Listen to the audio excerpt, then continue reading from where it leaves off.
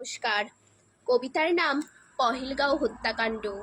কণ্ঠে ও কলমে প্রীতি মাইতি। ঘটতে পারে, এমনও ঘটনা ঘটতে পারে। এখনো বিশ্বাস হচ্ছে না পহেলগাঁও থেকে বেঁচে ফিরে আসা পর্যটকদের।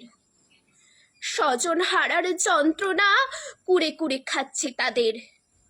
কেন কেন তাদের দোষটা কোথায় বলতে পারো? মাথা ভর্তি সিঁদুর আর ধর্মটা ছিল হিন্দু, এটাই কি ছিল তাদের দোষ? সদ্য বিবাহিত দম্পতি, দু চোখে ছিল রঙিন স্বপ্ন, হাতে মেহেন্দির দাগটা ওঠেনি। প্রাকৃতিক সৌন্দর্য উপভোগের আশায় থমকে গেল তাদের নতুন জীবন। কারোর পিতা, কারো স্বামী হারানোর মর্মান্তিক ঘটনার সাক্ষী থাকলেও পহেলগাঁওয়ের প্রাকৃতিক সৌন্দর্য।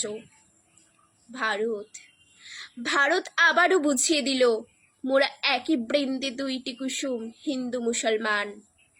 হিন্দু নারীদের সিথির সিঁদুরের বদলা নিল ভারতীয় এক মুসলিম নারী সফিয়া কুরেশি। আমরা গর্বিত, আমরা ভারতবাসী। মনুষ্যত্বই আমাদের শ্রেষ্ঠ ধর্ম। নমস্কার।